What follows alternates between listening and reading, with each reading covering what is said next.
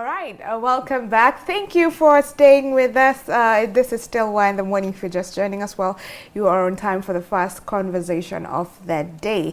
And we'll be talking about mastering long-term stock investment. So if you're interested in this particular type of investment, then this is the place for you, because you'll get all the details that you need. And maybe if you don't know about it, you also get clarity on what it is all about. And for this particular topic, we have been joined by Stormzy Mwandwa, who's an investor, an entrepreneur, also a software engineer. Karibu sana, Stormzy. Thanks so much, Stephanie. So good to be here. Glad to have you. Thank you.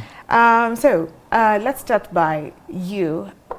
I know you have many titles, many things you do, so maybe you tell us what is it that you do and do before we get into the conversation. Yeah, for sure. So basically it's three things. So it's actually a three-job career, if you look at it. So I'm an entrepreneur. I own my own company. So that's Basket Capital. We help DIY investors be able to navigate the global and international stock markets. So that's what we do. Then we have the second bit, which is now the whole content creation slash, sorry, actually not even the content creation, it's the investor side. So I do my own investment, I invest my own money, and I've grown that to a significant sum. And on top of that, now I also work a regular job, 9 to 5 as a software engineer, team lead for a US-based company. So wear multiple hats during the course of the day. Must be interesting. Yeah. All right, so for today we want to have you with the investor hat, particularly for the stock market. Yeah. And we want to understand it. First, what was your interest getting into the stock market? Yeah, actually the interest came out way back when I was like 17 years old, because I think my mom bought my first stock for me back then. Okay. Yeah, so from that, the interest just began. And of course, just reading a couple books as I was coming up and growing up. Yeah, and eventually just getting exposed to the whole investor side. I think there was even one point in time when we used to live in Omaha, and Warren Buffett is from Omaha. So literally just being around that space and just hearing about this great man, great investor, one of the greatest investors in the world. So yeah, I mean, it just came about naturally, and from there I just kind of like took off with it. Okay, that's interesting. I see that you were exposed early, starting 17, and it was your mother who invested for you first. So that was something. For most people, they only come to know about finances and get serious about their finances when they are adults, and you're just trying to figure everything out. And it's, you have a lot already, but you have to figure it out. So it's better late than never. Now, different people have different perceptions about stocks in the stock market. What perceptions have you had so far? So first, a lot of people, they always think about it as a very risky instrument to be able to go ahead and do, because if you look at traditionally what people do here in sub-Saharan Africa, it's always people would look at land, people would look at real estate more or less, and the more conventional real assets. But in the West, it's a completely different story. People actually look at the stock market as a way to be able to retire or even take their kids to college. Okay. So it's a completely different mind frame and mindset. But with that being said, with the onset of information age, a lot of people, are exposed to, high finance and different products in the financial market. So a ton of people will always ask, what do you think about this? What do you think about stocks? What do you think about bonds? And all that kind of stuff. So it's always just based on the risk appetite of the individual that enables someone to be able to make a decision and say, hey, you know what? I'd like to dabble a little bit into ownership of companies, and that's where the stocks come in. Okay. So for someone who is very new to this concept, they don't know what the stock market is about, what are you really investing in? How does it work? So take us through that. Yeah, absolutely. So basically, it's all about capital markets. And if you think about capital markets, you would think about it as you're in need of money. I have some money. And your money, whatever it is that you probably need to do with the money is, at your own discretion. But of course, we believe that this is something to be able to, maybe grow your business or expand, maybe fund your research and development department and stuff like that. So now bring that into a concept or the concept of a company. they will come to the capital markets and share and sell the shares with that purpose. It's just to be able to raise money. So now when they want to raise money, I as an investor, or you as an investor, will look at the opportunity and say, okay, is this a company that is, number one, healthy? And by healthy, I mean, do the finances actually make sense? What's the future projections in sort of growth? Are they going to be able to expand probably their products or their services and geographical areas where they get to sell? So there are a couple of questions that you'll ask yourself before you actually put a shilling or a dollar. And after that, they will go ahead and go through an investment bank, get listed on a stock exchange, for example, here in Nairobi, the Nairobi Securities Exchange. Then from there, you and I can be able to partake ownership. You can buy a share. And I think as recently as this year, the NSE allows fractional shares. A long time ago, I think you'd have to buy a single share. Single share. Okay. Yes. Yeah. So it's better now. Yes, now it's fractional better. shares. Interesting. So now, what do you look at? Now, these are the companies that need, to raise funds, and then you buy into them and you get something out of it. How much do you get? Do you know how much you'll get with the shares that you're buying upfront, or will you know later? Yeah, you'll know immediately because it'll come down to the price. So the same way you'd go to a shop and buy your milk or bread, it's X amount. So that amount is going to be equal to one unit. So say, for example, a company is selling for 20 shillings a share. So with 20 shillings, you'll have one share. One share, okay. Yeah, so it's a one-to-one quote-on relationship, but based on the price. And that's how you'll know how many shares you'll have. And how long does it take for you to get return on investment? That's a great question. I wish I could tell you. I'm not an oracle, or I don't have any foresight. But yeah, basically, it's just a very educated guess, if I can say that. I don't want to call it a guess, but it's a very educated decision that you have to make. Because at the end of the day, the company's financial health and the fundamentals, I mean the leadership, where the executive leadership is saying the company wants to go, which direction they're focusing on, and stuff like that. And then now coupled with the financials. So it's a two-pronged approach. The leadership, and now the financials, which is how much money are they making? How much money have they made previously? What is the expected growth? How much profit are they making? What's their debt levels? How are their debt levels? How many shares do they have outstanding that they have not sold? And stuff like that. So there are quite a number of metrics that you start looking at for you to be able to make that educated decision to be able to purchase and own. All right. Yeah. So I'm trying to get the difference between the NSE stock market and the bonds, the treasury bonds and bills that are there. And I know this is purely government for the treasury bonds and bills, but how different are they? Yeah, so the first thing is, of course, risk. Stocks and shares are slightly riskier than bonds. And of course, just the whole arrangement. You see now for bonds, there's always like a predetermined rate. So they'll be selling a bond or they're issuing a bond, and they'll say this bond will give 18% in terms of returns and stuff like that. Yeah. With the stocks, it's completely different. You don't know if it's going to do 10, minus 10, or even 100, maybe even 1,000. No one really knows. Okay. It's just the whole collective sentiment of the market that says, oh wow, this company is very, very, very valuable. So people will buy into it, and the laws of supply and demand that pushes the price higher.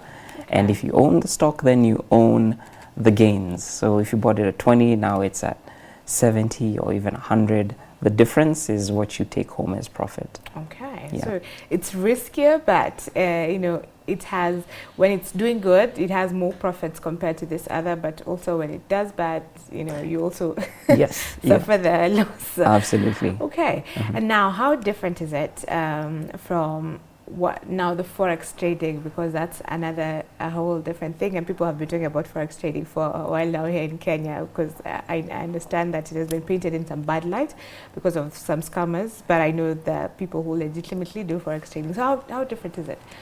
Yeah, it's absolutely different because you see, Forex now is all about currencies. It's currency pairings. I don't want to get into the technicals, but if you go to the Forex Bureau, for example, right here in the CBD, and you have US dollars that you would like to convert, they have a rate. So they have a selling rate and a buying rate. They'll buy from you at a slightly lower rate compared to how they'll sell it to you. And what they make in the middle is what the difference that they make is what they get to keep. That's their profit and operating revenue and stuff like that.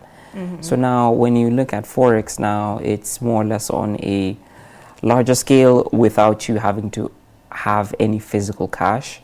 Yeah, it's a very complex inter-network of so many players and stuff like that.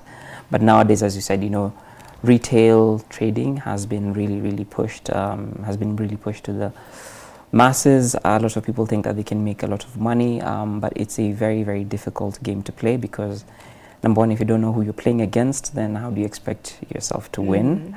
So it's very niche, and yeah, that's why even brokerages say 99% of retail traders lose money, and that is always there in the fine print because you will lose money. You will lose money. Yes. It's guaranteed. It's a guarantee. Yes. Okay. Yes. Now, what kind of mindset then should one go into when they're going to do, into stock investment? Yeah. So number one is just about the whole ownership principle. You own a company. In fact, to prove that you own a company, you'll be getting emails or text messages inviting you to AGMs, or if the company is doing any kind of major liquidation and stuff like that. So in the United States, they need a Form 8K. So the 8K will say, these are a couple of things that we're doing, like in terms of like liquidation, settling out, what is it called? I forget the name, but there's so many things that in that 8K form, the company has to report to you as an investor. So on top of that, decisions about executive compensation. So literally you get to vote and say how much you want the CEO to get paid as an investor. So you have a lot of power because you're an owner. So that's the first thing. That's a major difference. I don't think with a bond you can be able to do that. You can tell the government, who should sit where. I want so and so. I want him on that seat because he's stuff like that. So completely different landscape. So you have the ownership, and then when you look at now the capabilities of because you're taking on higher risk, you'd expect higher reward. Sometimes that's not the case, but most of the times it can be the case.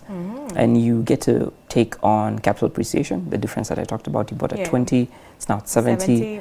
Yeah, you take that capital appreciation, and if the company is very successful, they're paying out a fraction of their profits to investors. You get a dividend, so you'll be able to get more money that you have not worked for just by being an owner. Okay, so this type of investment, would you say it's would you advise someone new who just wants to get into investment to start with stock investment compared to this other conventional ones that you've mentioned? So for beginners, I always like to share with them that, before you get to understand, like I said, before playing any kind of game, you need to understand the players and you need to understand the playing field. So before that, maybe you can go ahead for a less riskier, less expensive option, something known as an ETF. So I'll explain. Okay. An ETF is an exchange traded fund.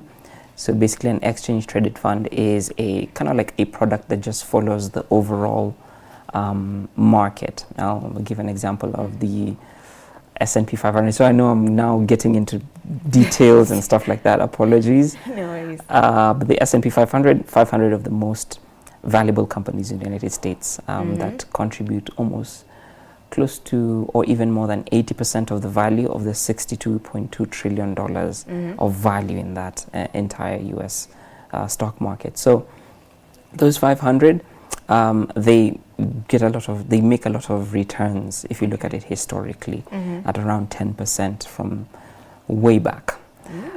So an ETF just like there's an example that will track that overall S&P 500. So the performance over time, it will track that. And so you just buy one unit, or rather a share, or you can even buy a fraction of the share, and get to enjoy, without having to do anything, just the market, and the market working for you. Okay. Yeah. So it's I don't want to get into a lot of details, but it's just a very lazy way. You just put your money, let it work. And it just works for you. It just and works. anyone can get into ETF. Absolutely. It's just, you can start with the minimum of $1. Right. $1 single. $1, and Yes. you just let it work for you.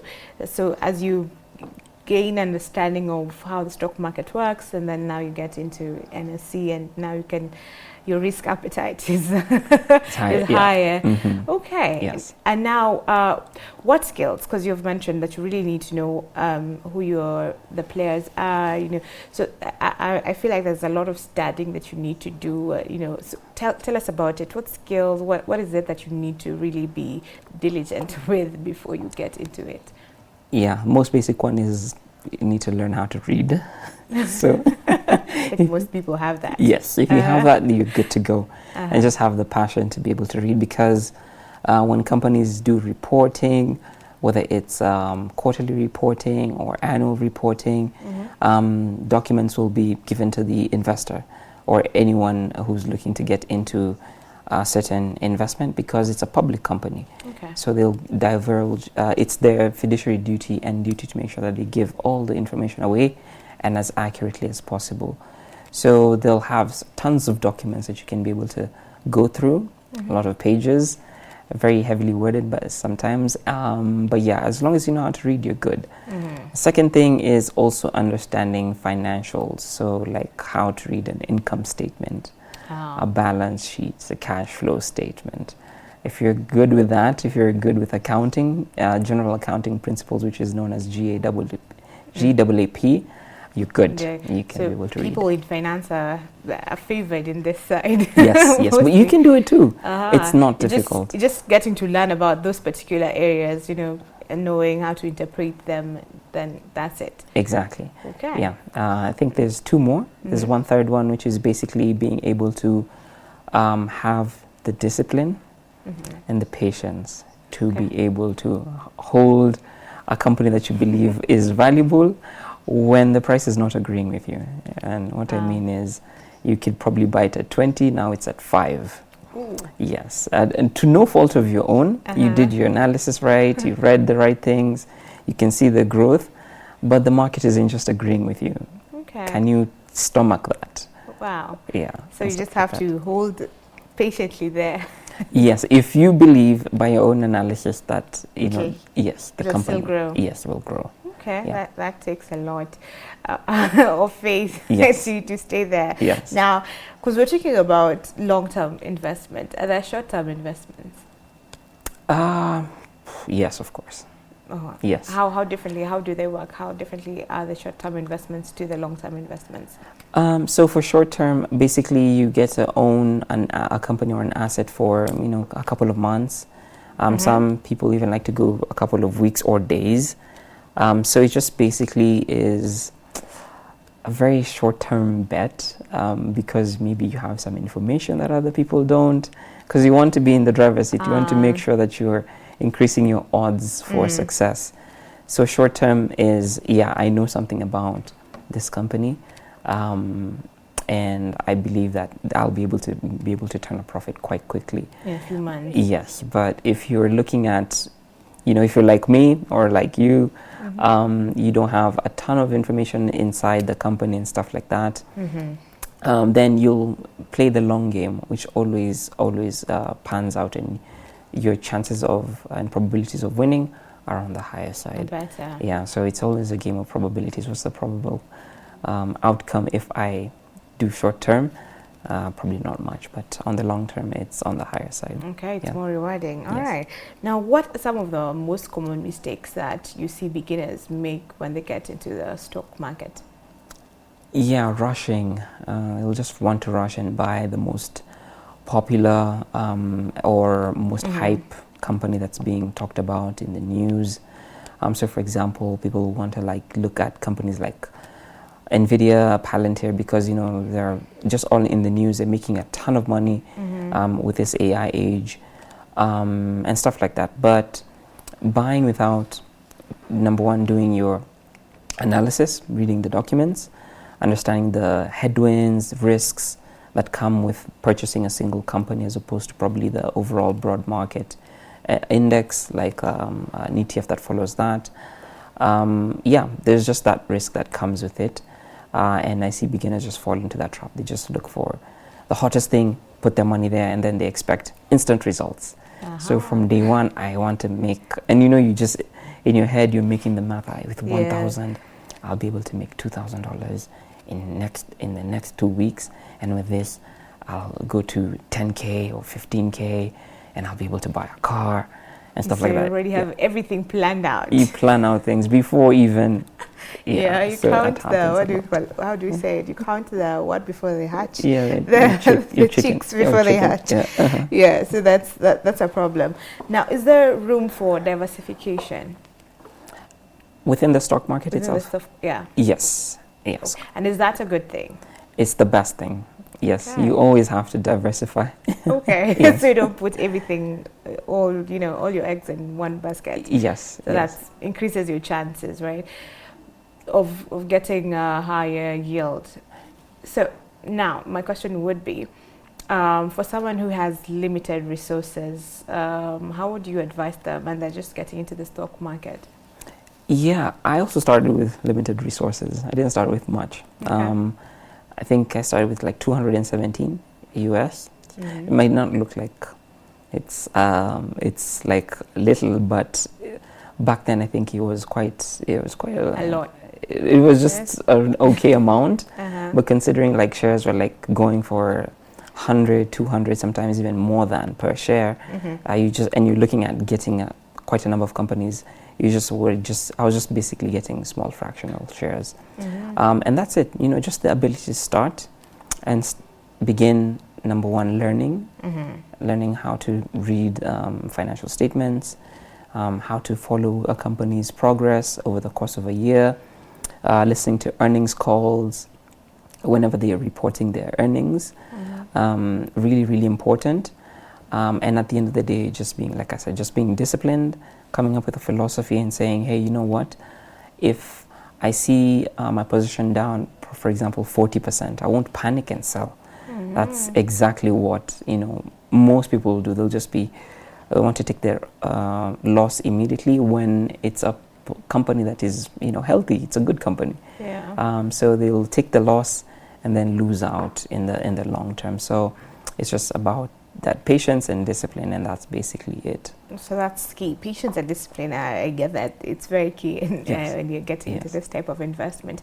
Now, as an entrepreneur, do you see parallels between building a business and building a stock portfolio? Yes, I do. Pretty much more or less the same, because you're owning a company in the stock market. Now this one, you own your own company. So you can basically, you're in the weeds. You understand how management is, like how people management, how cash management, product development, marketing, sales, all those kind of things. So you get to understand the ins and outs of how to be able to run a successful business with the platform of a company. And then now marrying the two, you marry the entrepreneurship side with the investing side, because it's the exact same thing. Am I growing in terms of revenue? Am I growing in terms of my margins, which is basically profit? Am I reducing my costs so that I can increase my profits and stuff like that? And am I a good leader? Because of course you'd have staff and people that work with you. So their success is your success, and their success will also translate to your customers as well, because if you have happy staff members, you have happy customers. Okay. So you learn a lot from owning these companies, from the shares that you have bought, and then you can translate that to your business, right? And the vice versa also works, because if you're an entrepreneur, then you know a few things, you have a few skills. I believe you'd know how to seize opportunities, something like that, which is key in the stock investment, right? Amazing. Now, with economic uncertainties that are usually there and market fluctuations, so how do you stay focused on long-term goals? Yes. So I wish I could be able to show you, but basically the answer is a chart of the growth of the S&P 500 since the 20s, roaring 20s, when there was a lot of industrial revolution, and then the first market crash that happened in 2029.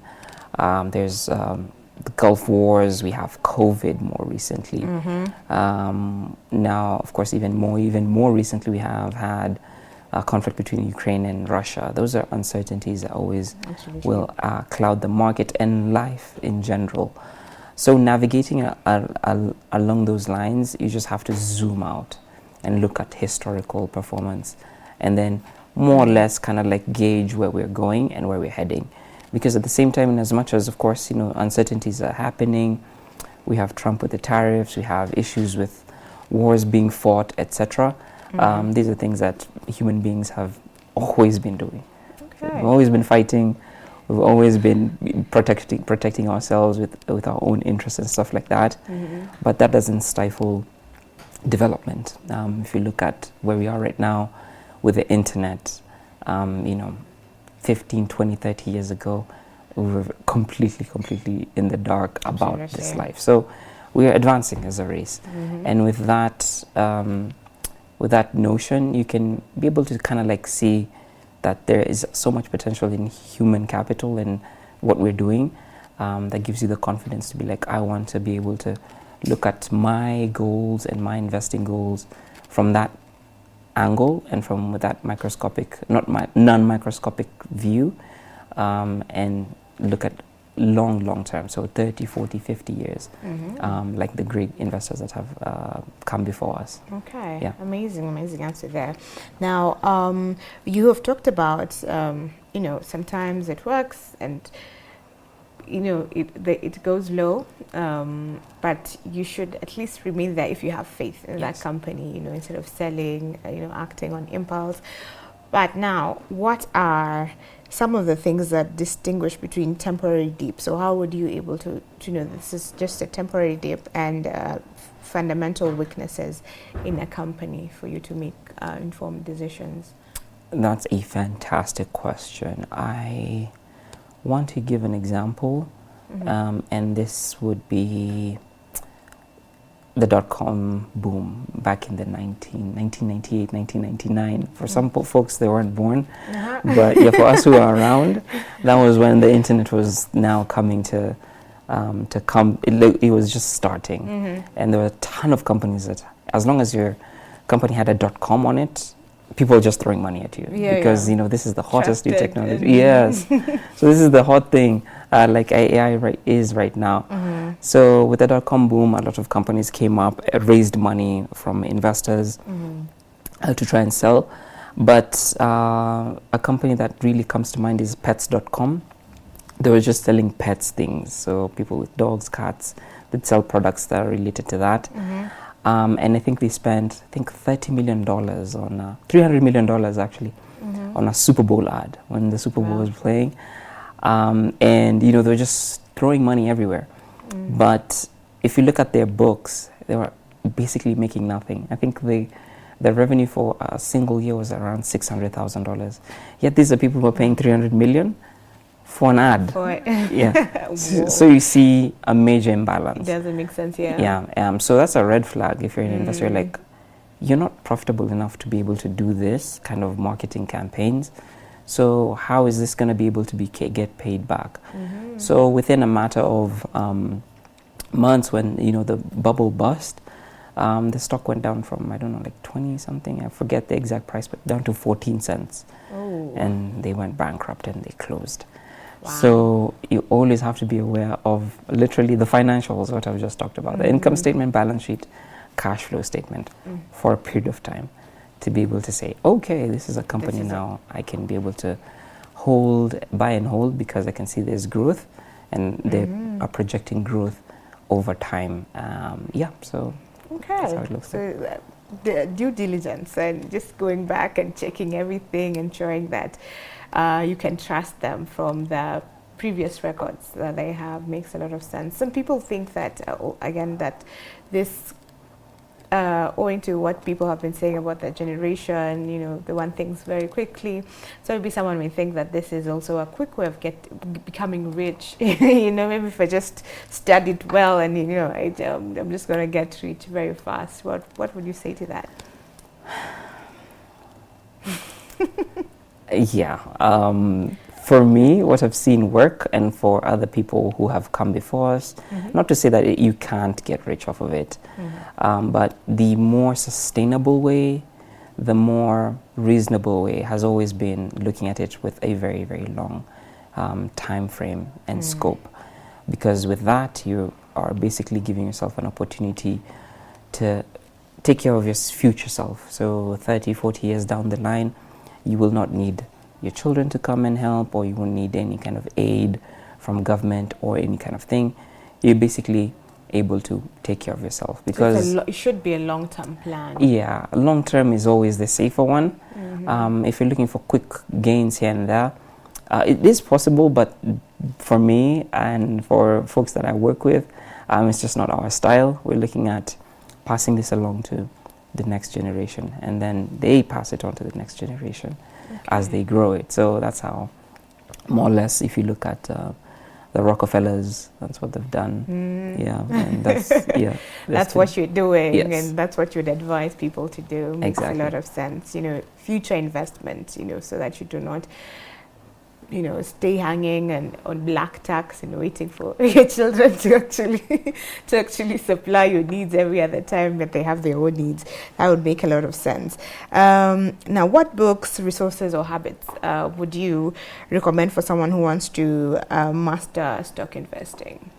Yeah, so when it comes to books, there are quite a number, but I always start off with Intelligent Investor, Benjamin Graham. That's my Bible. I always have it close to me at all times. Great book that just kind of like evens your expectations. It just levels your expectations and shows you the possibilities or lack thereof when you're thinking grandiose things like, oh, you know what, I can retire in 10 years type thing. There's that. There's a security analysis by also Benjamin Graham and David Dodd. That also speaks about how now to actually analyze companies. The rest are more or less just good reads. There's one by Peter Lynch, I forget its name. There's another one called Where the Customer's Yachts. It's a very good book. It just talks about how investment banks and companies like that make a lot of money, and they are the ones who have the yachts, but the customers don't have. So it's a controversial-ish book, but it's the truth. So those are the kind of like 4 books. When it comes to resources, there's a lot of stuff on the internet, free stuff. We also have a free stuff. We have our own free stuff that we give away. So if you check out my TikTok or my YouTube channel, we just give away a lot of free resources, e-books, guides. There's a free course we're coming out with from A to Z just to help a beginner. So yeah, feel free to reach out and ask if you'd like to get access. I'm more than happy to give it to you. Yeah, so we're just giving this stuff away out for free. Wow, that's incredible. But even before we finish, I'd want you to tell us, because you train people on this, right? Yes, so, yes. Tell us more about that. How can someone enroll, be part of it, grow with you, and all those details. Yeah, absolutely. So, of course, I talked about the whole content creation side. So, at Life of Stormzy on Instagram. Life of Stormzy. Yeah, Life, L-I-F-E, of Stormzy on TikTok, and that's STOMZY. So on TikTok and Instagram, a lot of people will DM me asking about the free resources. I always respond to everything, and I give this away to them. But of course, we have now the company side, which is now name of the company is Basquiat Capital. So that's BASQUIAT. Named after Jean-Michel Basquiat. So basquiatcapital.com. We have all the information there. If anyone would like to have a one-on-one call with me, we have links in the descriptions, link in bios. You can just be able to access all the information that you need from there. And yeah, when it comes to training, like I said, free course coming out. So yeah, really excited for that. Okay, so people can actually search you on Life of Stormzy on TikTok, Instagram, and Basquiat. Basquiat Capital. Yes. .com. That's the website where you can even get more information as well if you're interested in this. Again, Stormzy, before you leave, just to summarize all we've talked about, a small summary. If you were to give 3 golden rules for long-term investing, what would they be? Number 1, lower your expectations. Okay. Don't expect to always outperform the market. If you're doing individual stocks and companies like I do, it's always nice to just always try and match the benchmark. If you outperform, good for you. Double thumbs up. You've done a great job. So manage expectations. Number 2, also understand and manage risk as well, because if you put in $100 and that's between you and poverty, you're putting yourself in a very, very precarious position. Okay. You should be able to say, if I lose this $100, my life will not change. I'll eat, I'll sleep, and I'll wake up and have some fun, go on a walk, and I'll still be fine. Okay. So that's risk. And then lastly, number 3 is just to make sure that you apply the whole philosophy of knowing that this is a long game. Patience is very key, and discipline is even more key. Okay. Yeah, so those are the 3 ones that I would say, and yeah. That's awesome. A good way to close it, unless you have something else that you want to leave with the people. Yeah, no, just really excited and excited to just see how the uptick is. Tons of people, even young people in their when they're 19, 20, are starting to look at long-term wealth. So I am really, really excited about where we're going as a country and as a continent. We have a lot of catching up to do to the West, but we will get there because there's so much information and knowledge is being given out and then dispensed. Yeah, and of course to say thank you to you and the whole Y254 family for letting me come on here and just share a couple of some knowledge with y'all. Awesome. Yeah. And we do appreciate you as well. Those have been amazing insights, gems really, because we don't just get this information everywhere. Right now we have a good understanding of what the stock market is about and how to go into it, because without understanding you would go and make a lot of mistakes. So we appreciate that, and we hope to continue even with the conversation in different areas, because you're involved with a lot of different things. So we'll hopefully invite you again. I'll be ready. Awesome. Yeah. Awesome. So this has been a conversation around mastering long-term stock investments. I hope you've taken something from it. It's going to be uploaded on YouTube later on. So if you want to go back and watch, then you'll be able to do so. And we've had Stormzy Mwendwa, who's an entrepreneur, software engineer. He holds a lot of titles. Today he's been talking to us as an investor in the stock market. Now we're going to take a short break, and then we'll be right back with the next interview. So stay with us.